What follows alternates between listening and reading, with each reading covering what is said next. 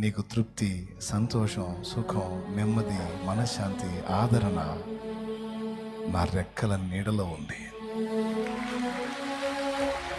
నా రెక్కల నీడలో ఉంది. నువ్వు పరిగెత్తాల్సిన ఆశ్రమ స్థానం ఏదో తెలుసా? నా రెక్కల నీడ. నీకు సురక్షిత స్థలం ఏదో తెలుసా? నా రెక్కల నీడ. నువ్వు కోరుకోవలసింది ఏంటో తెలుసా? నన్ను.